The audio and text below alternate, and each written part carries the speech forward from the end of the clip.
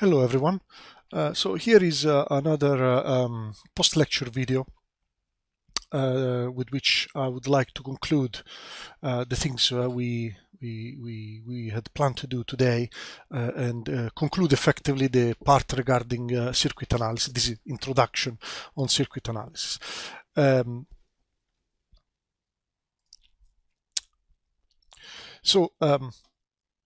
Let me start with one slight detail that I had forgotten to mention probably last time in my previous post-lecture video regarding last week's lecture. And this is related to something that related to inductively coupled circuit. So I forgot to a tiny detail, but important, that when we are dealing with coupled circuits like the one that we, if you remember, we were dealing with, this one here, for a matter of convention, we tend to put a dot or this can be also a plus sign on one end of these inductors, and this dot, which is, as I said, also sometimes indicated with a plus sign, actually relates to the winding direction, to the relative winding direction of these two coils. And effectively, what it does, it tells us that if, for example, on side 1, the current enters the inductor L1 from the dot side, then the electromotive force produced by Faraday-Lenz law on the other side of the circuit, on side 2, is such that the electromotive force is higher here. So the plus side is on this side. So the dot is indicating us where, on which side of the coil the electromotive force generated is higher. Okay, this is very important to know when we are writing down the equations for this type of circuit where we have electromagnetic induction. And effectively, for example, in the specific circuit that we are commenting in this case, for example, we see that I1 enters the dot on L1, on the side of the dot, sorry, enters L1 on the side of the dot. So this means that when I'm writing the KVL equation for circuit 2, and so obviously I need to put the mutual inductance term, I need to put a sign plus here, okay? This is, you see, the KVL for the second side of the circuit. So we write that VCD is equal to the potential from here to effectively, from here to here along this path. And this potential is effectively the potential from here to here. And so this potential is positive. So this potential is obviously is the term because of the presence of L2 plus the electromotive force, which is due to the mutual inductance. And this is also positive because the dot is here. So I know that because I1 is entering L1 in the dot, then the plus side of the electromotive force will be here. And so I have to put a plus sign here. Okay, I hope this kind of clarifies this tiny but important detail. So, going back to today's lecture, we finished, let's say, today's lecture on the passive filters. So, I had still a few things that I wanted to mention regarding AC analysis, and this is still related to AC inductively coupled circuits. And this effectively is the preliminary stuff, let's say, that relates to the transformer, the AC transformer that we will see in a moment. So here, what I would like to discuss with you is the analysis of this circuit. I'm not going through the details of doing this analysis. It's not something we will do in depth. Mostly I want to do this kind of circuits to show you the transformer, because we will probably do some applications when we deal with the PN junction and maybe even the BJT. So I would like you to understand how the transformer works. So let's consider these inductively coupled circuit here. So I've indicated, as you can see, V tilde is the AC voltage generator at a certain omega. I've indicated the current I1 in this mesh 1. R1, L1 are the components that make this first mesh. And on the other side, we have L2, and we have a load. This is our load, R2. So we have two meshes, as we did in the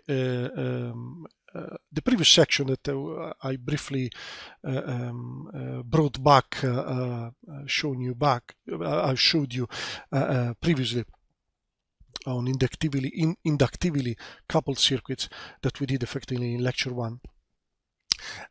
We can use a similar approach to write the KVL, and that's what I'm doing here. Okay, so KVL for mesh 1 and KVL for mesh 2. So you can see here that I've used the fact that the sign of the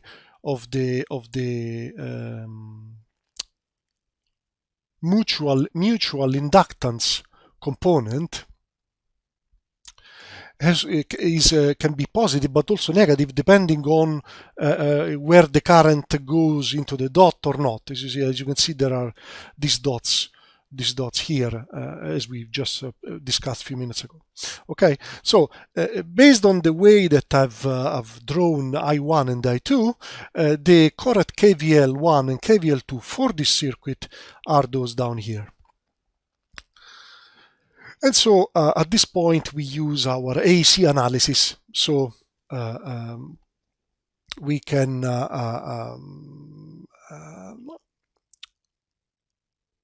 replace the voltages and the currents with phasors time e to the j omega t, as we did today in the lecture.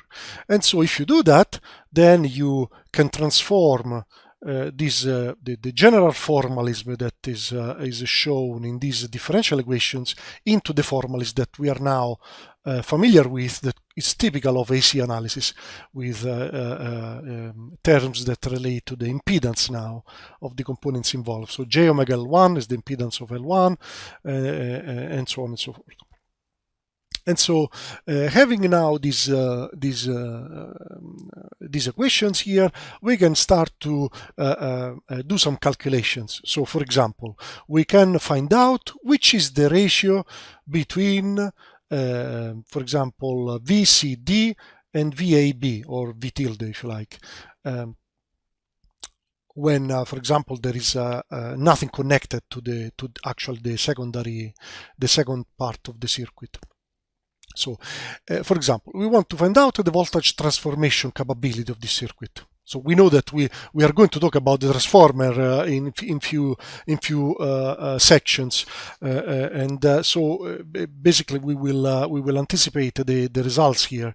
So we know that the transformer, what it does, it transforms, for example, the voltage into the first side of the circuit into another voltage amplitude in the second side of the circuit. And so let us see that. So using the above equations, we can investigate the voltage transformation capability of this circuit. So let us assume that R2 is disconnected. So let us assume that for a moment that R2 is not there. Okay, this is an open circuit here. So in this situation, so the secondary, that's how we generally refer to these two elements. So the first part is called the primary, and the second part is called the secondary. So the secondary is an open circuit. So in this situation, we have I2 is 0 and R1 is 0. For simplicity, we are assuming that R1 is 0 in this circuit because R1 is not an important parameter anyway for our results. So for simplicity, we can assume R1 0. So we can use our equations up here. As you can see, these are proper mesh equations now. We've said that voltages on one side, some factor time I1, some factor time I2, and the same here. Okay, so we've mentioned this in the previous post-lecture video in the mesh method. So anyway, using now these assumptions, we can demonstrate that VAB is this, VCD is this, and so we can find that VAB tilde over VCD is actually L1 over M. And under the assumption that we have perfect coupling, that we said corresponds to the perfect AC transformer, M is the square root of L1, L2. And we remember also that L, the inductance, is proportional to the number of windings squared. So by substituting that, we can easily find one of the fundamental results of the AC transformer, that is the voltage in the primary divided by the voltage in the secondary is equal to the ratio of the windings number. Okay, in the primary and in the secondary. We will, I think I have some example at a certain point. So let's have a look now at the capabilities of this circuit in terms of current transformation. So let us assume now that we are connecting R2 to the circuit. So effectively we are actually looking at, this is the circuit we are now effectively looking at. R2 is connected to the secondary. And so we can now, for simplicity again, I'm going to assume that R1 is 0. By playing a little bit with this system of equation, I'm not going into the detail, it's just a very simple system. So I'm going to calculate, for example, I2 as a function of the input voltage now on the primary, V tilde, is this thing. I1, I also calculate I1 as a function of V, and this is what I've done here with few substitutions. And so under the assumption again that we have perfect coupling, so this is characteristic of the AC transformer, we can simplify the above equations. Note that under perfect coupling what happens is that this term becomes 0 and this term also becomes 0. Okay, so there are some important simplifications happening, and effectively we can demonstrate that I2 is this, very simple, time V tilde, and I1 tilde is this thing time V tilde. And so I2 is fine as it is. I1 we can assume that if omega is such, or L2 is such, that omega L2 is much bigger than R2, we can further simplify this, and we can actually, because omega L2 will be dominating, and so effectively this R2 can be neglected here, and so this becomes 1 and becomes L2 over L1, and that's what I've done here. Okay, and so we have I2 equal to this, and so we can calculate the ratio between I1 and I2. And we find that this is the square root of L2 over L1. Remembering that L is always proportional to the n squared, we find that I1 over 2 is the ratio of N2 over N1. Okay. And we can also use these equations. Remember that all this is coming out from this set of equations, the two KVL equations related to the two meshes. Okay, so still using these results we've got, we can try to find the input impedance of this circuit. So the impedance that effectively my voltage source in input sees when I attach it to the terminals A and B of the circuit. So this is what we call the input impedance. So again, this is just algebra, manipulating those two mesh equations that I showed you up there. So the whole point to find the input impedance is to find the ratio between V tilde and I1, because I1 is the current that is circulating in the first mesh. So we call this ZAB, or Z input if you like. So after some, you can stop the video if you want to have a look at what I've done here, but effectively I'm using the equations above and just doing some algebra effectively. Okay, and so the final result we get is what is also shown in the book that I've suggested you, is this one here. ZAB, this impedance, this input impedance has this form.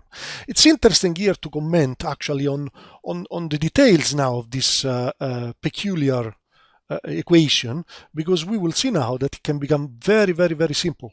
So let's investigate first the omega dependence of this thing. So you can see that obviously this impedance is a complex number. This is been written in a very nice way. This is the real part, and this is the imaginary part, as you can see. So the omega dependence, let's assume that omega is 0. So if omega is 0, it's easy to see that the impedance is just R1.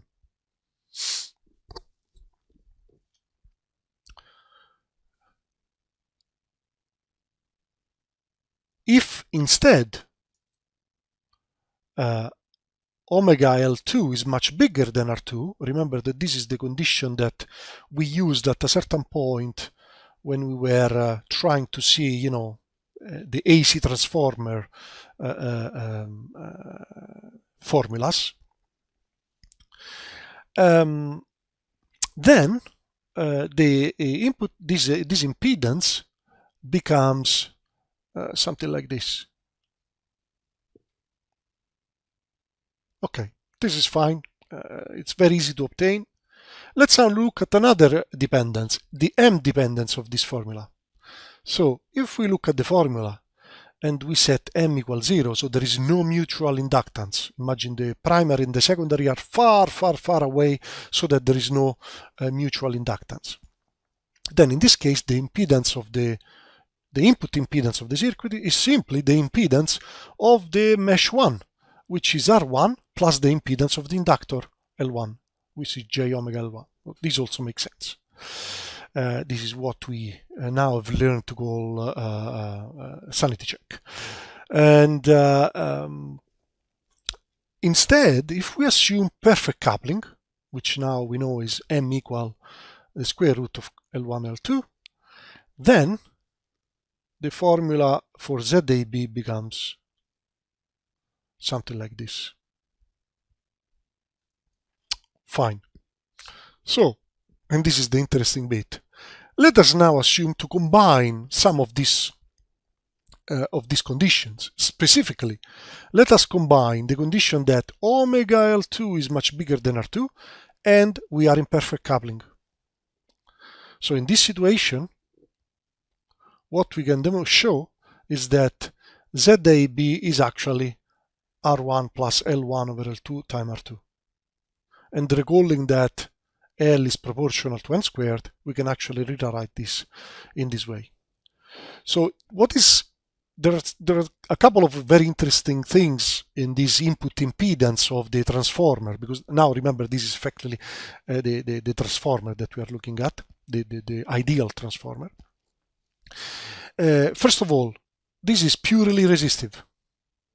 So although in an AC transformer there is an inductor on the primary and an inductor on the secondary plus mutual inductance, effectively the condition of perfect coupling is such that there is no energy stored.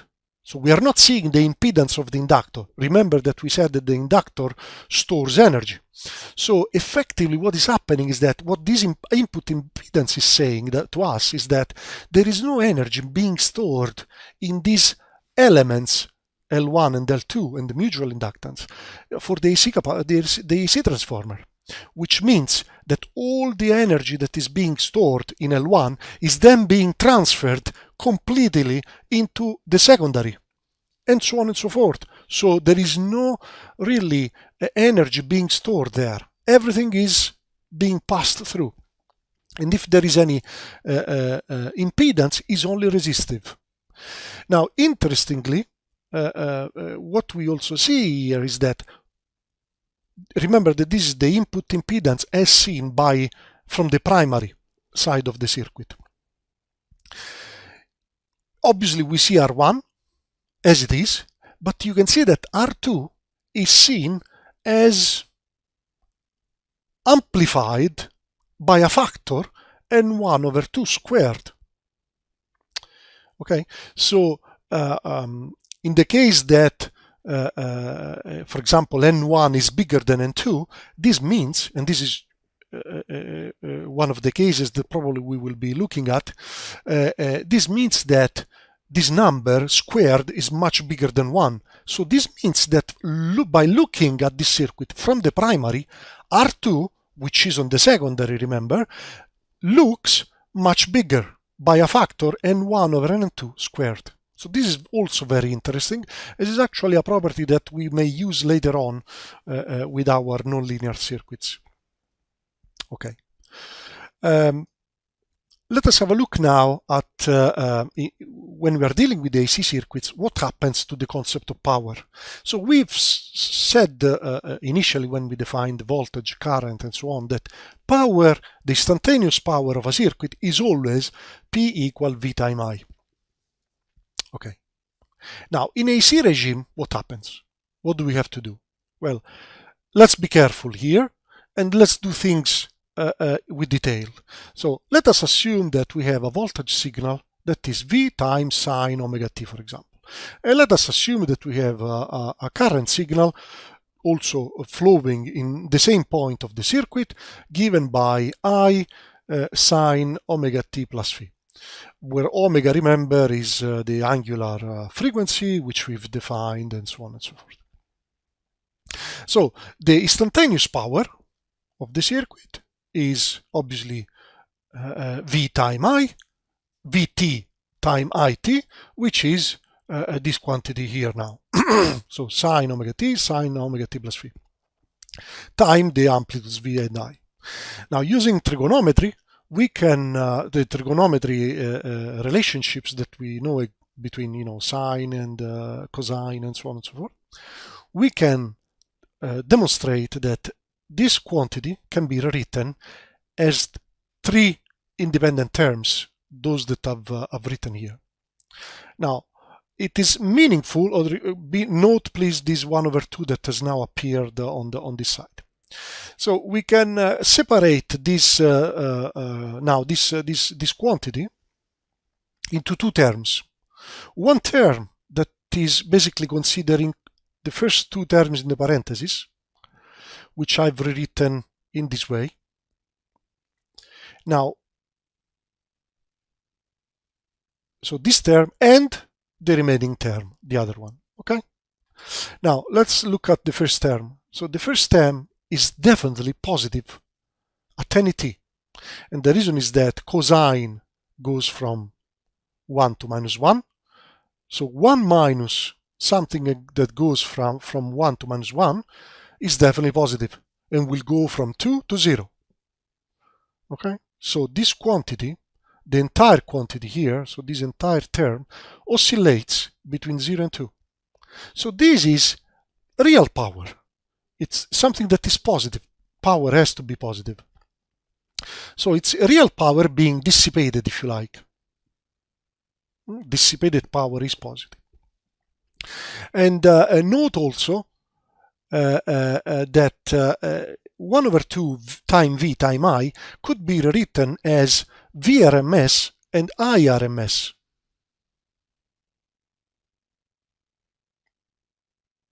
As I did here. Because we said that V over square root of 2 is VRMS. And the same story for the current. The root mean square of the amplitude of the signal, sinusoidal or cosinusoidal. So this entire term here is a term that is oscillating between 0 and 2 and has an amplitude given by this. Okay, so this quantity here that I've this quantity VRMS I RMS time cos phi. Phi, remember, is the phase difference between current and voltage now, according to what the formulas we used. This is called the real power of the circuit. On the other hand, this term here is positive and negative if you look at the time dependence. So really this is a weird term. Okay, the amplitude of this signal of this term is again VRMS IRMS times sine phi. And so this term is called the reactive power, which can be positive and negative. Now, if we take the instantaneous power that we've defined here, and which was, this thing here with the 3 terms we just discussed and so on, and we calculate the average value of the instantaneous power, what we end up with, according to what we just said, is that we need to do the average value of the real power, the average value of the term related to the reactive power. Now, because the reactive power is oscillating as a sinusoid around 0, the average value of this will definitely be 0. While the average value of the term related to the real power will be this quantity here, what we said previously.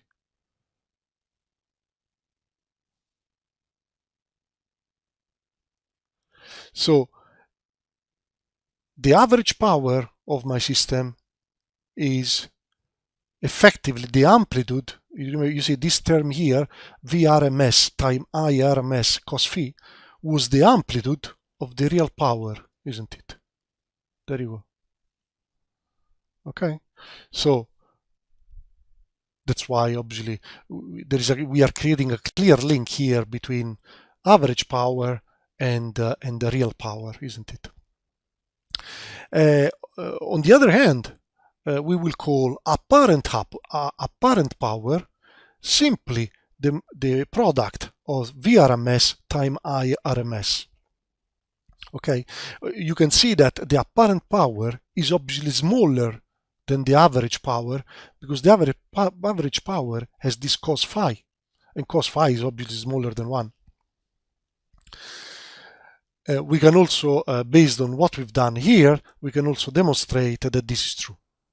Okay, the relation between apparent power and the other quantities we've just defined. Okay, another concept I wanted to introduce to you is the concept of dependent sources. Now, very simply, a dependent source is a source whose value depends on another parameter in the circuit. So, for example, let's have a look at this schematic here. Okay, there is some circuit which has some current I flowing through, and then there is another part of the circuit, could be the same circuit, which is clearly a voltage generator here, whose value is alpha I. So the voltage at the 2 terminals of this voltage generator actually depends on the value of this current. So we call this a dependent source, or a controlled generator, if you like. So here you can see many different kind of ideas regarding, what could be a controlled generator. These are just examples, so there could be, current controlled, like this one here is current controlled, and this also is current controlled. We will actually come across this type of current controlled generators quite a lot when we did with the BJT. But also we have, voltage controlled ones. So for example, this is a voltage source controlled in voltage by this voltage V. Or this is a current source controlled in voltage. Okay. So correspondingly, this we saw previously, this is a voltage source controlled in current, and a current source controlled in current.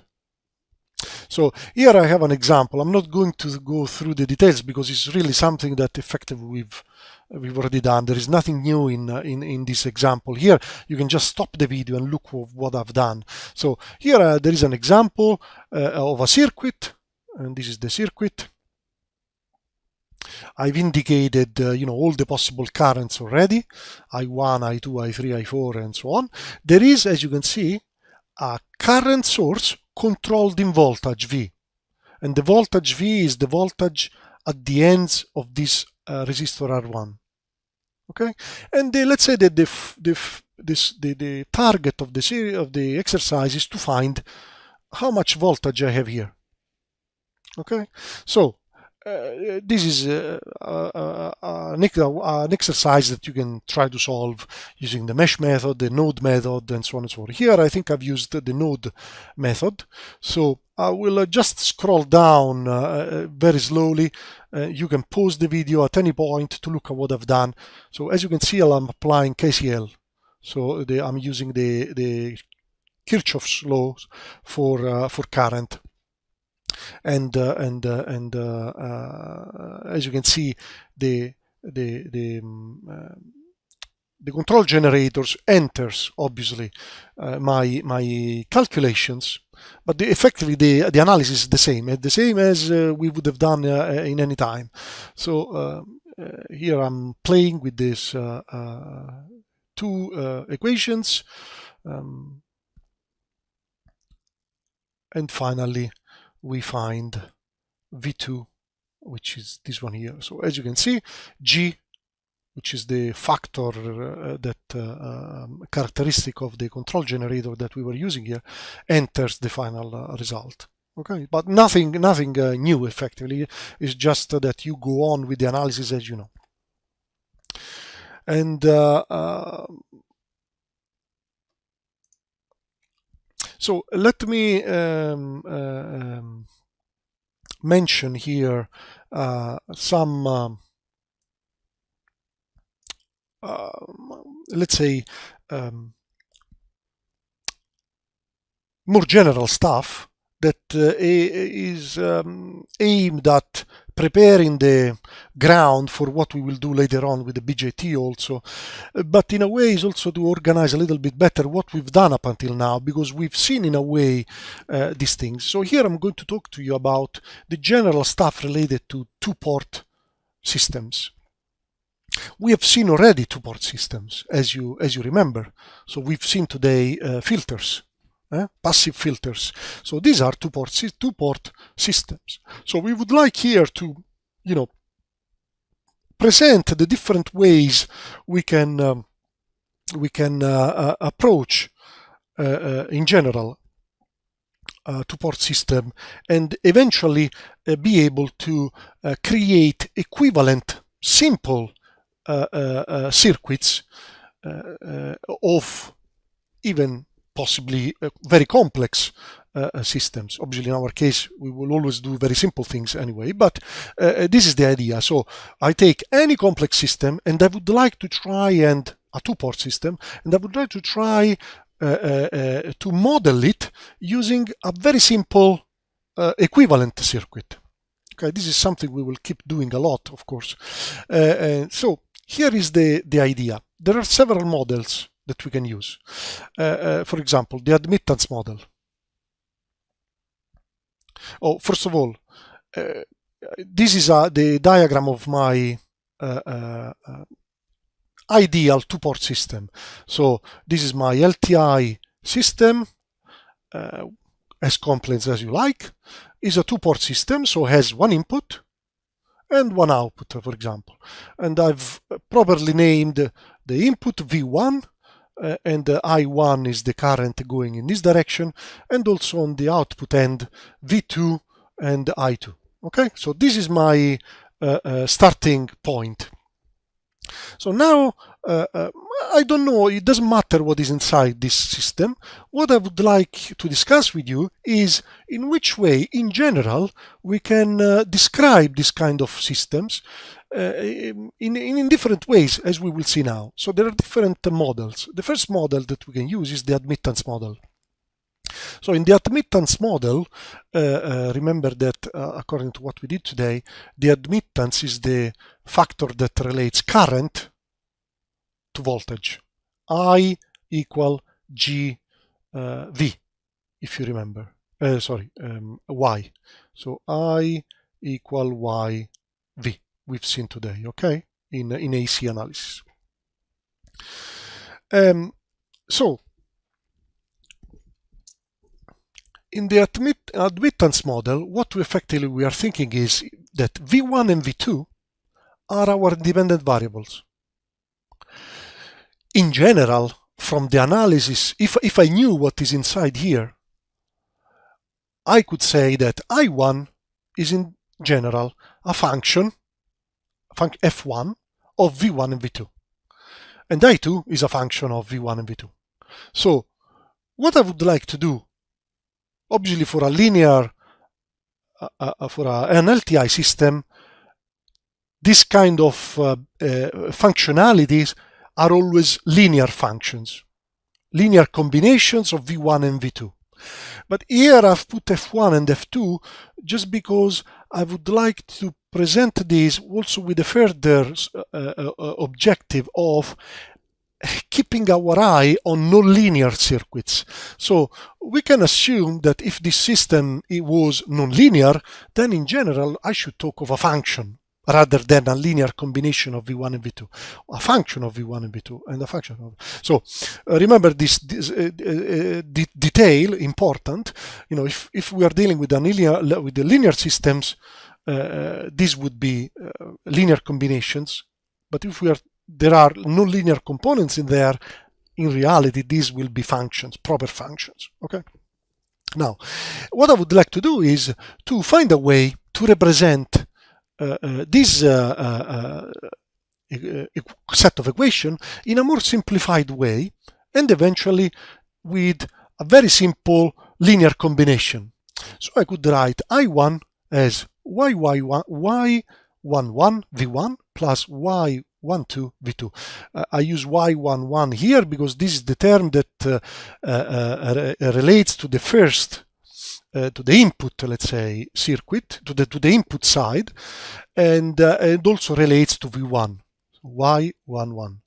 This is called Y12 because it relates to the input, so side 1 of the port, of the circuit, of the system, but is related to V2, so Y12.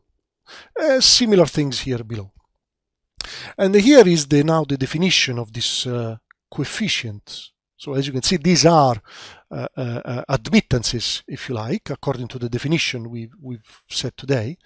More in particular, we could say that Y11 is actually, if we are in the general case of a nonlinear system, so these are nonlinear, whatever functions they are, I should define Y11 as the derivative of I1 in the V1 when V2 is 0.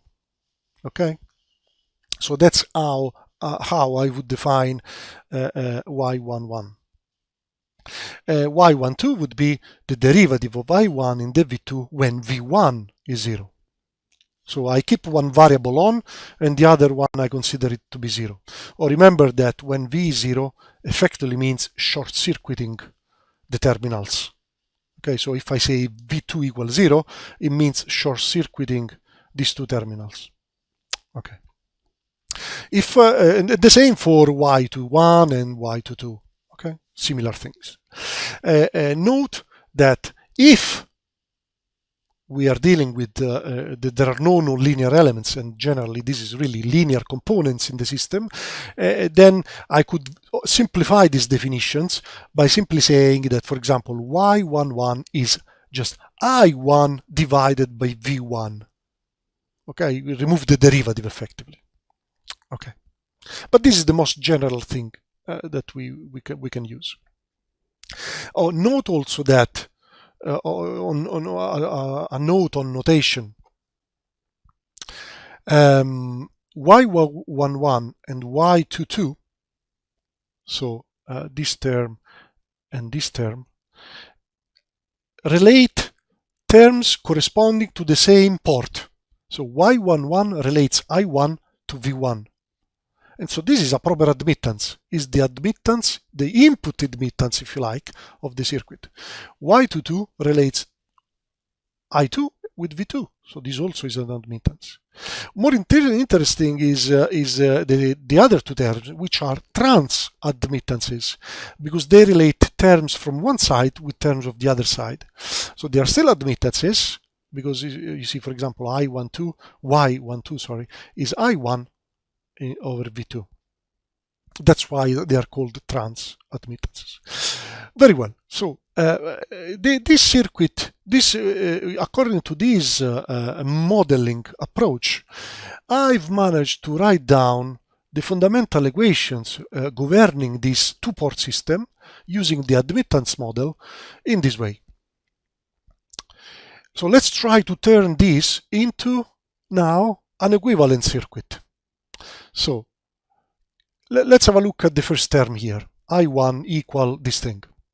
So clearly this is an admittance, we said, Y11 is an admittance that is calculated assuming that V2 is 0. So this term effectively corresponds to the input admittance of my circuit. So I will draw it like that. When I have I1 flowing into the circuit, this will flow into Y11 and generate the voltage drop V1. Good. We found the first, how to position the first element. Now this other term here, this is, if we look properly, this is, remember, this term is a current, but is dependent on a voltage that is on another side of the circuit, is on the output port. So this is a control generator, isn't it? According to what we said previously. This is a control current generator controlled on a voltage. And that's it here. I've drawn it on the side of the input side, let's say, because this is on the equation of I1, and I1 relates to the input port. So you see Y12 V2. Okay, let's deal now with the other term, the other equation, I2. So here now we are dealing with the output port, clearly. So again, this term is easy because it relates I2 and V2. So this is what we said as previously, an admittance. So this is something that goes here. And the other term, as we did previously, is a current, but this is effectively a current which depends on V1, which is in the input port. So this is a current controlled, sorry, it's a current generator controlled in voltage. And it is here. All right. Obviously, note that I've put the arrow inside the current generator symbol pointing in the right direction. You see, I2 is positive when it flows this way. And here this term is positive. So this means that also this generator has to point downward as I2. Okay, same story here. So here I've shown you how, by using the admittance model, I can, and deciding effectively that I will take V1 and V2 as independent variables, I took this system that was very general and transformed it through these transformations I've done into this equivalent circuit. Okay? So I've managed to translate something that could have been extremely complex into something that is now extremely simple. It's few components here. It's two admittances or impedances, if you like, and two current generators, controlled current generators. The interesting part, I'll try to show you these things in all the models we'll do. If we attach now an admittance to the output port, the question I've always liked to ask is, what is the input impedance that I would see from here? So I want to consider this circuit. You see, I've attached to the output port my admittance, YL, the load. So my question is, what's the input impedance that a generator attached to this input port would see? So remember that the input admittance rather than input impedance here, since we are dealing with impedances, we will keep working with the admittances, sorry. So the input admittance is I1 over V1, that's for by definition. And so here I'm doing some circuit analysis effectively. So nothing, again, nothing major. It's simply the circuit analysis we've now always dealt with. And obviously I'm using these equations now because I know that these are the equations that govern that equivalent circuit we are dealing with. So this is the definition of YL. So remember that here there is a minus because the current is flowing this way according to our system. And so after using the equations of the equivalent circuit of this circuit here and using also this equation here, we can the target is to obviously find I1 as a function of V1, so that once we come back to this input admittance, V1 is simplified and so on and so forth. So I think that's what I've done here. You can see that what I've done is I've calculated I2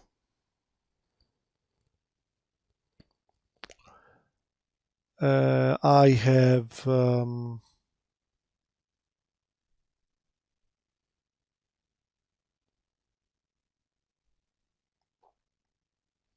yes, so I remember now what I'm doing. So you can see that we have I1 from here. Okay, but I1 depends on both V1, which we are happy with, but also V2. So we need to find, to eliminate V2 there and try to express V2 as a function of V1. And that's what I'm doing here. So from I2, I substitute in I2 this. So I get an equation that contains only V2 and V1, as you can see. And so I find V2 as a function of V1. And so now I go back to definition of Y input. So this is the equation of I1. And I substitute this into V2. And so we get all this chain of just algebra. And so we can find the input impedance. So the input impedance of the circuit is this thing here. And is Y11, which is the admittance, the element that was really on the input port, Y11, minus something that depends on all the rest and also the load. Okay, so we can do some checks here now. So for example, if YL is 0, so we short the output port. Sorry, if YL is 0, it means that the output port is open. The impedance is infinite, so the port is open, the output port. So in this situation with YL 0, the input admittance becomes this thing. While if YL is infinite, so the admittance is infinite, which means the impedance is 0. So this means that the output port is shorted. Then the input impedance becomes simply Y11. Okay, just some simple results. Now, using exactly the same approach that I've explained now here in great detail, we can look at another model the impedance model. In all these models we will see what we change is simply who is the independent variable. So in the impedance model, we choose the currents as independent variables. Okay, and so what we want to do now is to express V1 and V2 as linear combinations of I1 and I2, and that's what I've written here. So these are the fundamental equations of my two-port system according to the impedance model. Similar definitions as we did previously for the impedances.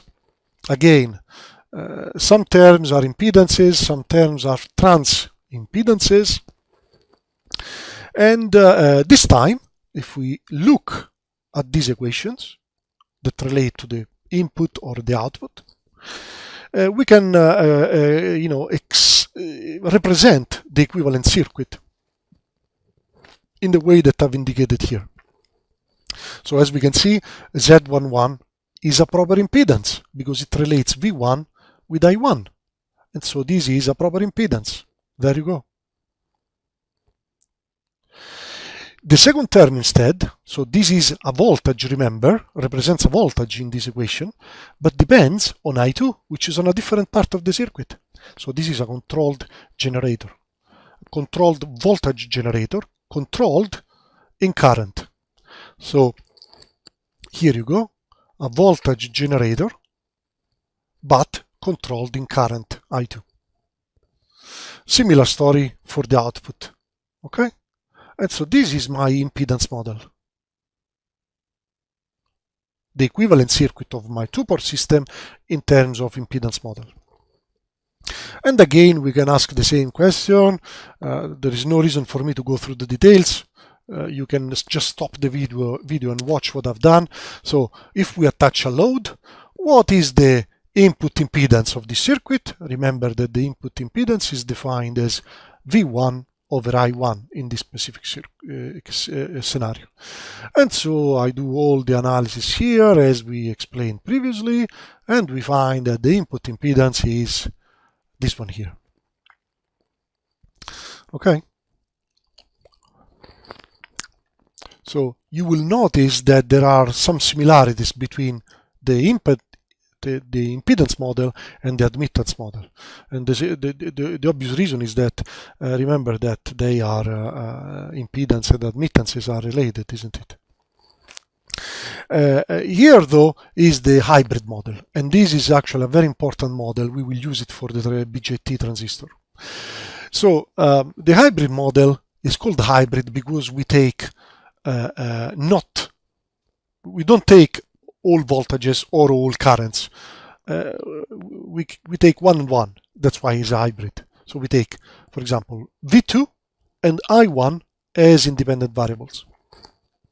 And so we try to write V1 and I2 as a function, as a linear combination of V2 and I1. And that's what we've done here. So these are the fundamental, let's say, equations that relate a two-port system according to the hybrid model, where now we have to define H11 and so on. So, for example, H11 is the V1 in the I1 when V2 is 0. And this is clearly a resistance. It's V1 over I1, isn't it? It's a resistance. H12 is the V1 in the V2. So this is dimensionless. It can be looked like, it looks like an amplification or an attenuation, or it's anyway the ratio between two voltages, the input and the output. And this is calculated when I1 is 0. And so on for the other ones. Again, there is another dimensionless number that is related to the ratio between the currents, and then a term that is actually a conductance, H22. So, how does the equivalent circuit, according to these equations, how does the equivalent circuit of my two-port system look like? Well, it looks like this. So we said H11 is a resistance. There you go. This is a resistance. Then we have the other term, H12V2 is the term that is a control generator. Excuse me, is a voltage generator controlled in voltage from the output port. And so this is a control generator. There you go. Controlled by V2. Something similar on the other side. So on the other side we have, though, a small difference, of course. So there is this term here. This is an admittance, a conductance if it was a real number, or in general an admittance, H22. So, and relates I2 with V2. So I shall put it like this. Now the reason this has to be, I will explain why it is in parallel to this other element in a moment. Let me just explain this element. So the other term is this one here. So this is clearly a current generator controlled in current. And so this is the current generator. So why did I put this term in parallel to this? This is because H22 is calculated as the I2 in the V2, or I2 over V2 if it is a linear system, when I1 is 0. But if I1 is 0, this term is 0, isn't it? So if I1 is 0, this other current generator also is 0. When a current generator is 0, it means it's an open circuit, that branch where it sits on. So this means that if this was open, the current, where is it flowing? It can't flow here because it's open. So this can't happen. This means that H22 has to be here so that the current is flowing here. Okay? So that's an important detail to note. Okay, why I'm putting things where they are. And so this is the hybrid model. We will use this really a lot. Okay. And again, same story, same question. If we attach a load on the output port, which is the input impedance that I see from here? And so we define, obviously, still the input impedance is always the same, V1 over I1. I do the usual calculations and that are here. You can stop the video to watch what I've done. And so we calculate that the input impedance is this in these hybrid parameters. Okay. Or you can see that in the hybrid, using the hybrid model, there are some differences now, especially down here, as compared to the impedance and the admittance model. The final that I wanted to discuss with you, which is relevant for something I want to discuss after this part, is the transmission model. So the transmissions model is relevant when you are using a system as a transmission element, that something goes in, something goes out to go into something else, and so on and so forth. So in this instance, we assume for what we call the transmission model, we take as the independent variables the output component, the output parameters, so V2 and I2, and so we express the input as a function of the output effectively. And so we define, as usual, the parameters involved. The parameters are called historically A for the transmission model. And so some are dimensionless. This, as you can see, can be some sort of amplification or attenuation. Same story here. This is effectively a conductance if we are talking of real stuff, or if it is complex stuff. So AC analysis, it will be an admittance. This is resistance, trans resistance. This is also trans conductance, and so on. So with the transmission model, the interesting part is that we can write this model in this way as a matrix equation. So the equations that we just seen can be written as a matrix equation. Also, the other models could could be used in this way, but it was not so much interesting. Here, the interesting thing is that this is the input and this is the output. So I have the input vector and the output vector, and these are linked by a matrix. And you know that matrices are very useful when you are doing, for example, computer calculations. So with the transmission model, we link the input to the output.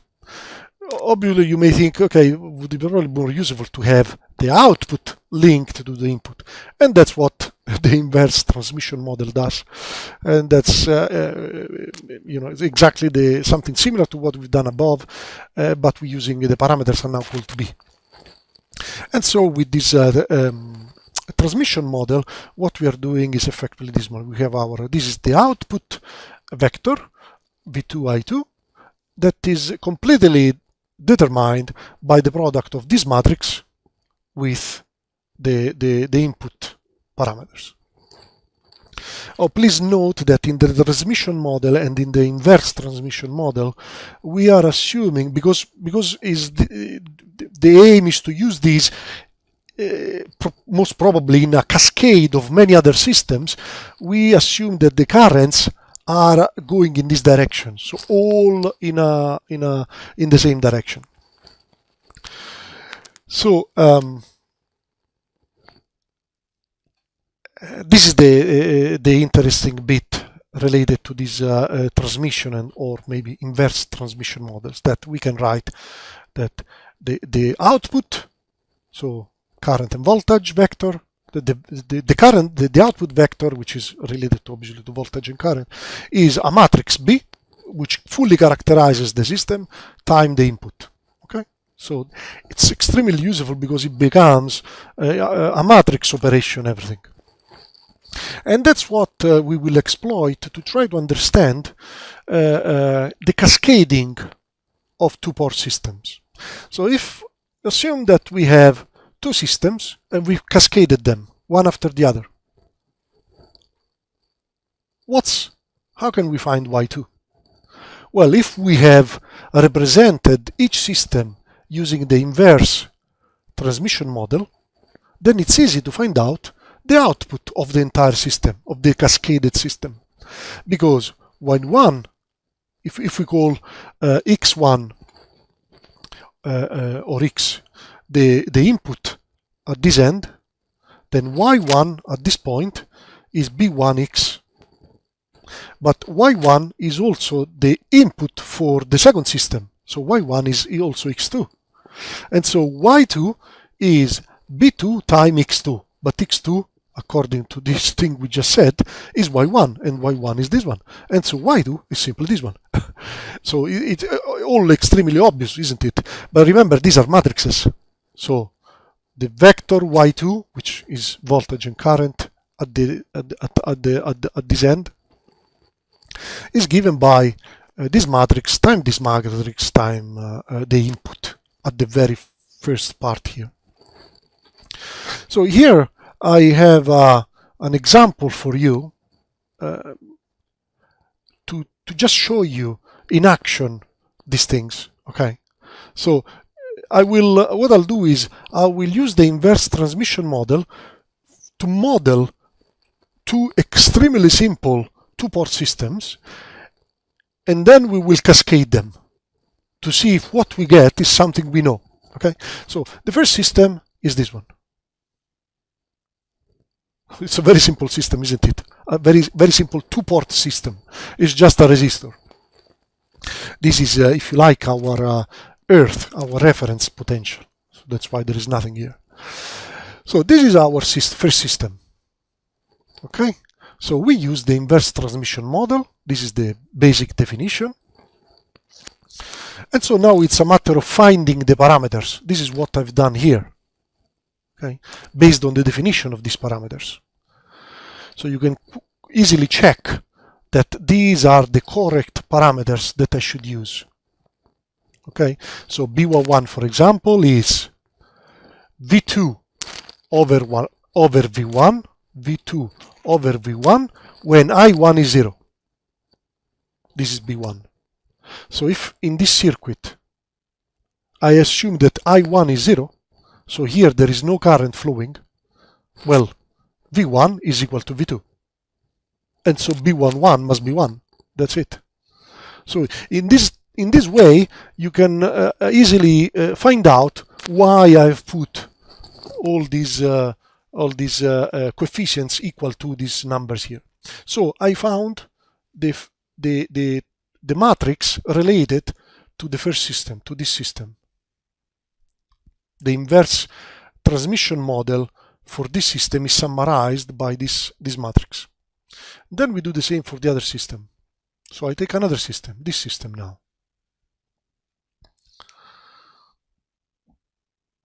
And we find the parameters involved. We can demonstrate that the parameters are easily this. And so the matrix connected to this system is this one. So let us now cascade these two very complex two-port systems. So we have system 1 and system 2. We cascade them. You already see that the actual cascaded system is the voltage divider. So we know already what we expect to find. So Y2, which is the output here, we know is given by this. B2 times by 1, B1 times X1. And so B2 times B1, remember this is a product of matrices, which I've done here. Okay, remember a little bit of algebra. You can easily do this multiplication of matrices. Remember, you go row by column, and this term makes this term here. Okay, and so once you do all this, you've got all these very nice coefficients here. And so then you multiply by x1. Remember, x1 is v. x1, this is a vector, isn't it? Is v of x1 and y of x1 that I've indicated here, as you can see. And so once you multiply, you effectively, if you like, explode this matrix equation into the actual equations of the total system, which are these now. So to recover the voltage divider result, we can assume that Vx1 is V, cause of a voltage V, and that there is no current flowing through this port. Okay? Obviously, there is no current here because we are just measuring the voltage, and there is no current that is being drawn away from the circuit. So under these assumptions, the above equations become this. And so we can now use this to calculate, as you can see, what we want to find is Vy2. And so we do these calculations here. And as you can see, Vy2 becomes this one, okay? Which is obviously what we wanted to find, we expected to find. So this approach, as I'm saying, is extremely useful in general, especially when we cannot exclude that two systems will interact. By interact, what I mean is that you see, when you connect this system to this system, there will be some current flowing through here. This may affect the voltage that I would have had as an output of system 1 when B2 was not there.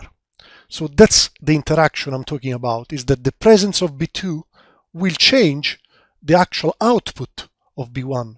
So this is the kind of interaction I'm talking about. So when we cannot exclude interaction between two systems, then this kind of approach is the one that will give you always the correct answer. To show you what I mean, here I have another example. So we put a third system after B2, a system we know how to deal with. So this one here, we've dealt with this system previously. Simply now, instead of calling R2 the resistor, we call it RL. Okay. Now, because of this, I know already that there will be some current that will flow from here to there, violating what we did previously for the voltage divider, where we do not suppose that there is some current flowing out of this point, isn't it? So clearly this indicates interaction, that RL is interacting with these stages that are before it. And this means that this will change for example, the voltage that I'm getting out of the system 2. Okay. So let's do this calculation here. So this is the total circuit I'm getting now. Let's find the voltage in B and D. So here what I will do is I'm using a result. You see, this circuit reminds really a lot a circuit we dealt with some time ago when we were demonstrating, you know, the mesh method, the nodes method, the superposition, and so on and so forth. Simply we had another, I think another generator here, and the name of the resistors were a little bit different. So I'm taking the result from the superposition stuff we did some time ago. When we were analyzing that circuit, we had found this result here, which I will now adapt to this circuit. To adapt this result, I need to say that V2 is 0 because we don't have another generator here, we only have this one. V1 is actually called V, and R1 is R1. R2 is now called, what was R2 now is called RL, and what was R3 now is called R2. Okay, so by doing this, I'm using effectively that result with no pain to transform that result. And so we can demonstrate that VBD using this result, these things above, doing the adjustments, is effectively this thing. As you can see, this is different from the result we found above when RL was not there. So when this was not here, VY2 was this one.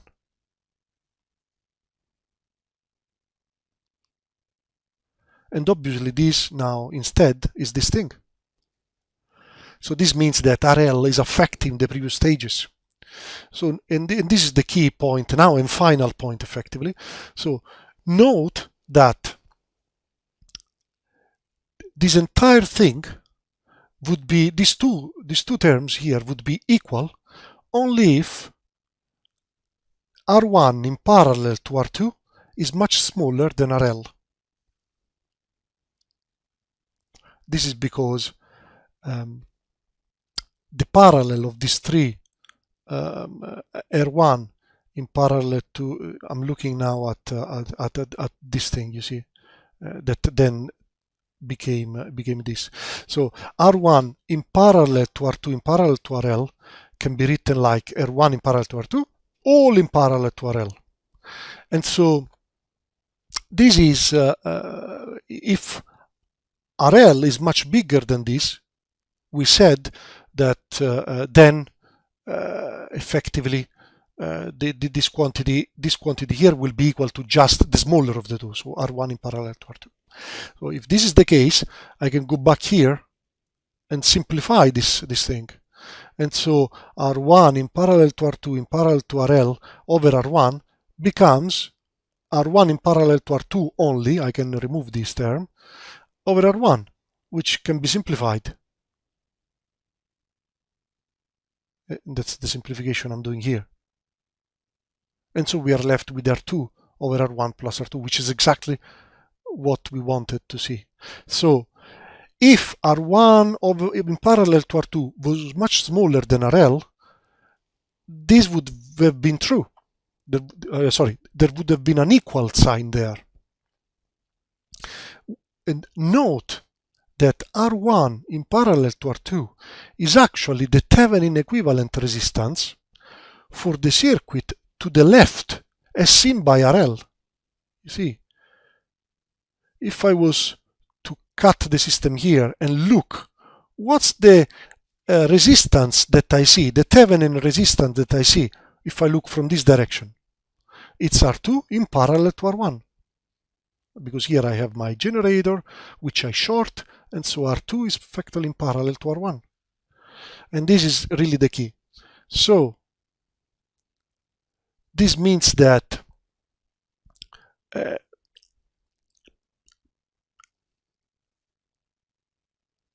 this R1 in parallel R2 is effectively what we call the output impedance of those stages that were before the stage containing RL. And so the equivalent circuit, if you like, of my triple stage example is effectively this one here. So this is what we call the output impedance of the previous stages. This is instead the input impedance of the third stage, isn't it? When I look in this direction, the resistance is that one. And so this is effectively the final conclusion I wanted to come to, is that if we want that the output voltage of a stage, Bn for example, do not vary when we connect to the input of another stage, Bn1, the next stage, then we need to make sure that the output impedance of the stage n is much smaller than the input impedance of the subsequent stage.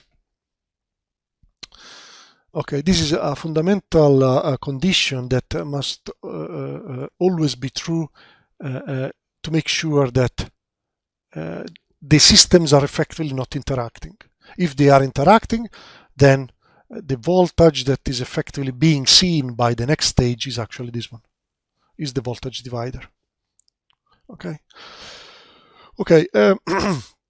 Here I wanted to briefly mention to you. This is just so you know. It's nothing we will probably use, but just so you know where it is and that it exists. The Miller theorem. So this is related to two-port systems, and it effectively is, shows that if you have a two-port system, so you see this is the first port and this is the other port. This is the reference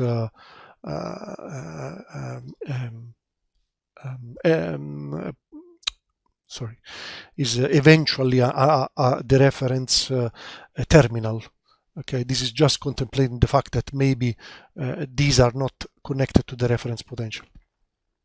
So say that you have an impedance that is bridging the port, the output and the input port, then we can demonstrate that this bridging impedance could be break up into two impedances, one on the input port and one on the output port, in the way indicated here, where K is the ratio between V2 and V1. Okay, this is just a nice trick, if you like, that if you ever need it, is here, is the Miller theorem.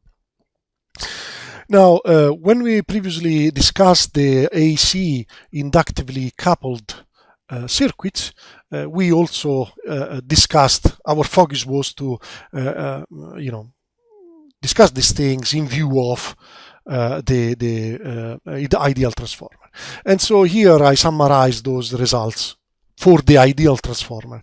So ideal transformer means that we have a mutual inductance, perfect mutual inductance, that is square root of L1, L2. Remember, K equal 1 is the perfect coupling.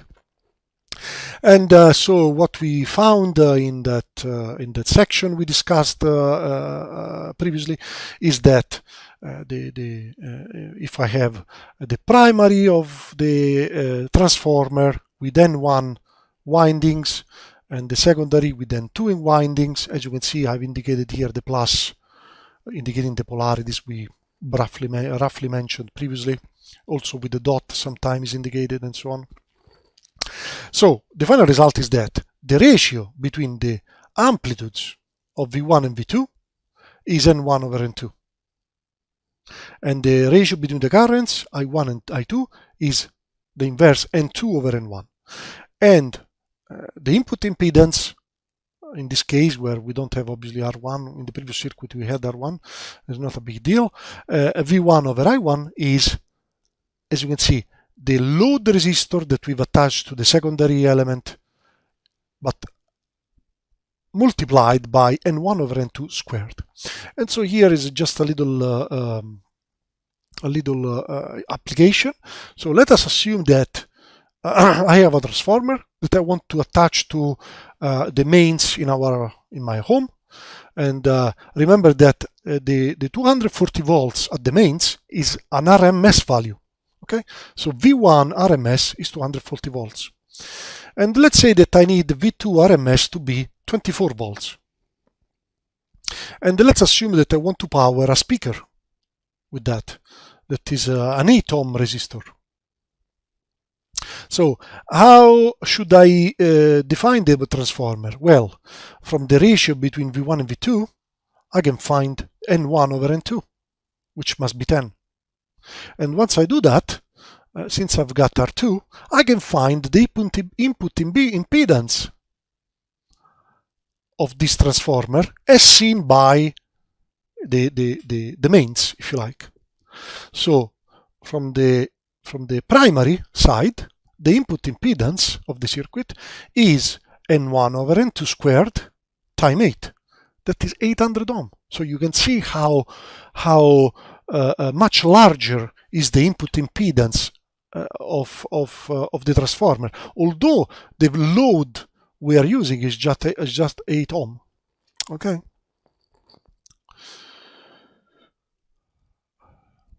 Okay. This concludes the AC part of this that I wanted to discuss, and I would like now to spend a few words, really a few words about the nonlinear circuit analysis and general concepts about that. So, say that a circuit contains nonlinear elements. Okay, we've defined what nonlinear means. And so in this situation, we cannot use some things we've come across up until now, and these are Thevenin, Norton, and superposition. These rely on the fact that the system is linear. But we can still continue to use KVL, KCL, and the corresponding methods, so the mesh method and the node method. So here is an example. So let's consider a nonlinear element. Let's consider something like this. An element that has a current that is exponentially dependent through some factors A and B to the voltage. Okay? So as you can see here, I'm demonstrating that this is nonlinear because it's non-additive, for example. Okay. All right. So obviously you can stop the video and watch in detail what I've done there. Okay. So now what we want to do is to consider this circuit. So let's consider a DC circuit. I have a DC voltage source here with voltage VCC. We will often use this term VCC. Just CC means constant current. So sorry.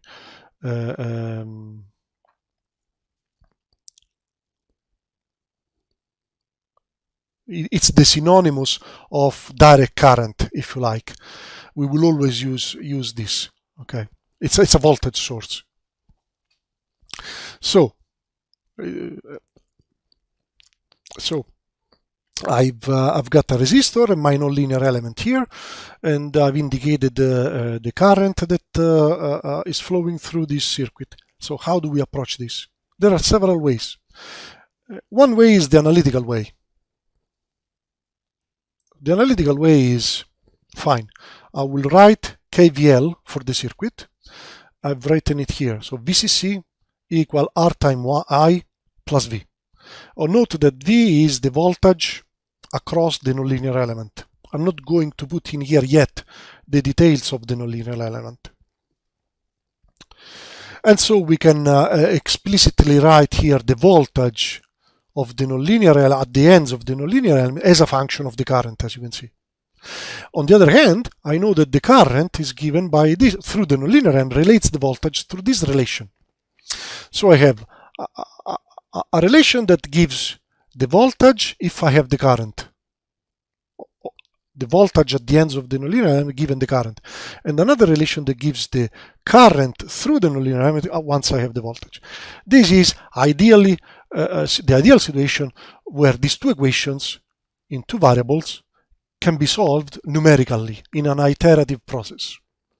And so what we do here, this is just for fun, for your information. We can use this flowchart in this program. We can set V to whatever I want. I calculate the current through the second equation. Then I use this current to calculate the voltage. And then I ask, is V new equal to the V I started with? If no, increase or decrease V. It depends if we are moving closer or farther from equality. And keep going until you find the solution. So this is a very simple approach of how the analytical method works. What we will use, though, a lot in our course is the graphical method. So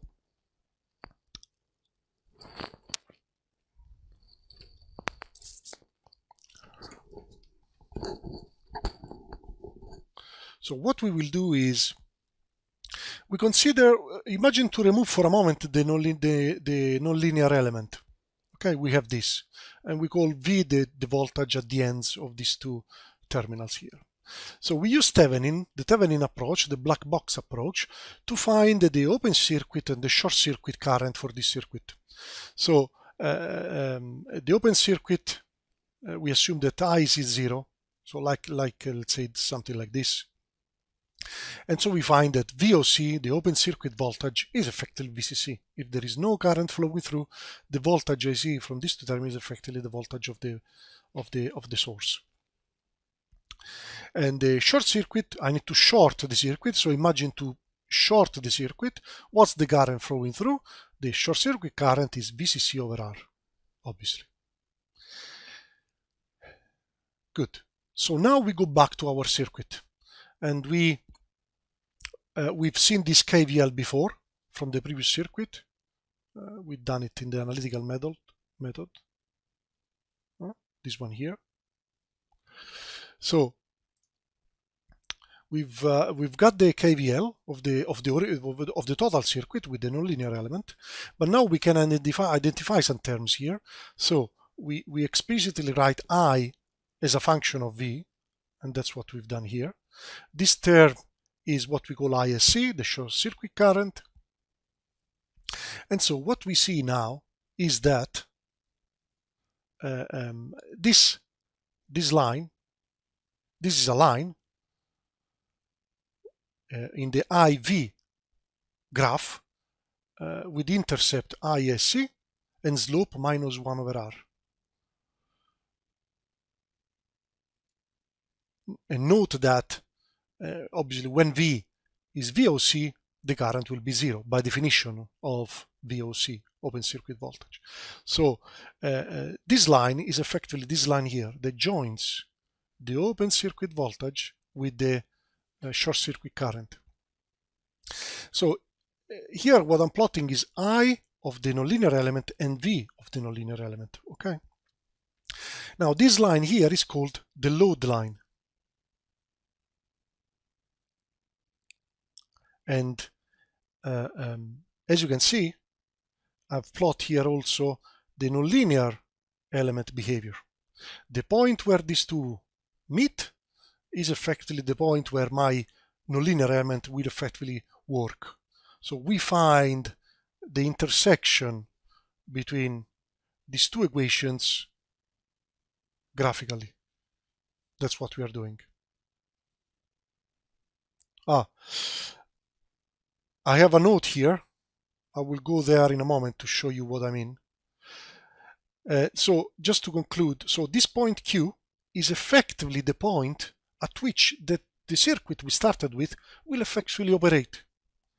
So the voltage on the at the ends of the nonlinear element will actually be this one, V, that I call V of Q, and the current will actually be I of Q. So as I said down here, this point Q represents the V and I at which the system will operate, the V and I at the ends of the nonlinear element. Q stands in general for quiescent point, and we will see later on when we deal with the PN junction and the BJT, what exactly we mean. But we will use Q as it is used in many circuits. Now here I had put this note here because I made a mistake.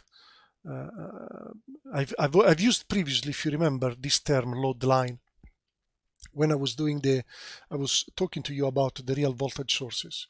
So if we go back, I've basically swapped the names by mistake, and I only noticed afterwards. So if you remember, in this point when we were talking about real voltage sources, I mistakenly said that this is the load line.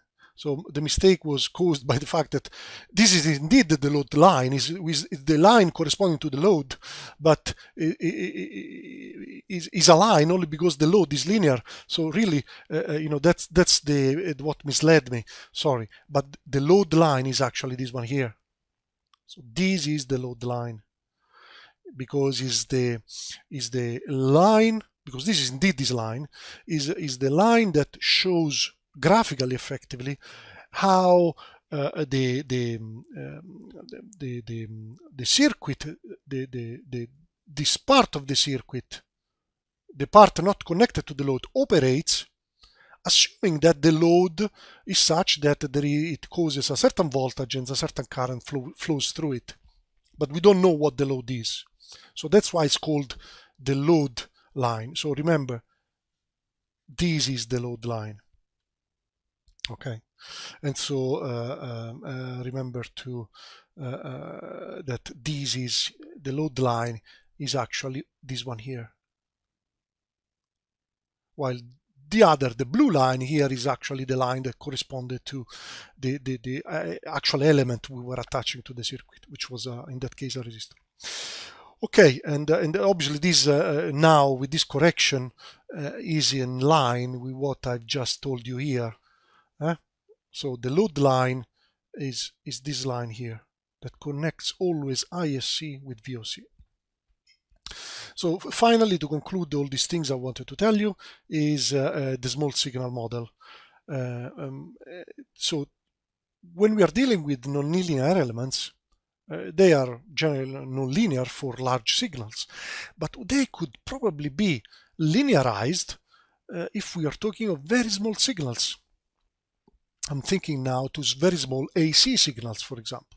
So this is what I'm basically saying here in words. So the small signal method refers to use of small AC signals on top of the DC ones that are used to put the systems in the quiescent point of operation Q, as we've defined previously. So in this term, the nonlinear element can be linearized around the point Q of operation. So let's continue with the previous example. So we have this circuit, okay? And we said that we are operating, this is the nonlinear curve that represents the fundamental operation of the nonlinear element. If we take, this is the operating point of my circuit, the quiescent point, as we said. But you see, around point Q, if I was to work just very close to Q, the system would look, this element would look linear, isn't it? With a slope. So you see that if V was to oscillate a little bit around VQ, it would move along a straight, this line that is the tangent in Q, and the slope of this is 1 over R, which we will define in a moment. So let us assume that V is actually a constant value, a DC value that is related to the quiescent point of the system, plus a very small but oscillating signal V tilde T. So in this situation, IT will be given by a term that is constant, is DC, direct current, time a constant term that relates to the oscillating term, small but oscillating. Because VT is small and oscillates in around zero, remember it's a proper AC signal, then this can be expanded using Taylor series expansion around zero of the exponential. And so we can write IT in this way, which we can explicitly write in this way. The DC term, and now a term that is purely AC. Now, that I've rewritten here, as you can see. So, we started with a very small AC signal that was added on top of something, and now we have a small, probably, oscillating current that is also on top of something, but this oscillating current now is obviously related to the oscillating signal in a linear way. This is a linear factor. It's a constant factor, so there is a linear relation now between these two. And so if we calculate V tilde over I tilde, this is what we define a resistance, isn't it? In this specific case of this example, this will be this quantity, and this is the resistance RD, which shall indicate RD, and this is a differential resistance in point Q.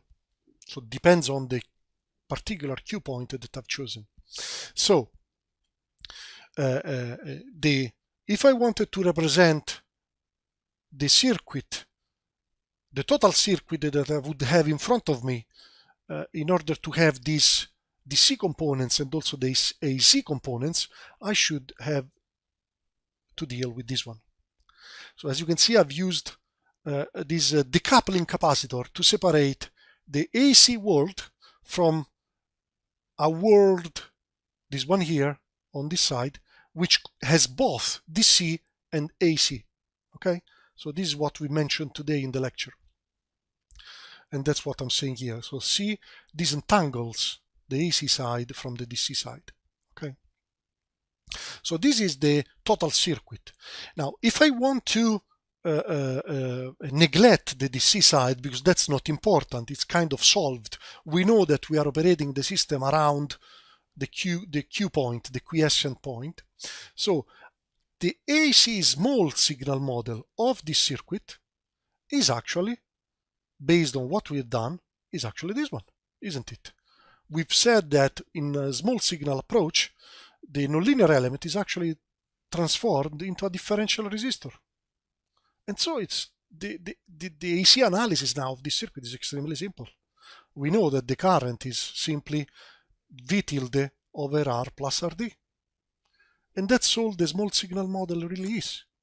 Okay, so it's about looking at the operation, looking at how my system behaves just around the quiescent point, assuming that all oscillating signals are small. This will be key for the differential, for the BJT as an amplifier. There is another technique, which I'm not going to discuss here because we will discuss in complete and full details when we do the diode, the p-n junction, and this is the piecewise linear approximation, but we will have plenty of time to look at this when we do the p-n junction. So this completes the things that I wanted to do regarding circuit analysis. So please take the time to watch this video, and I'll see you at the next time.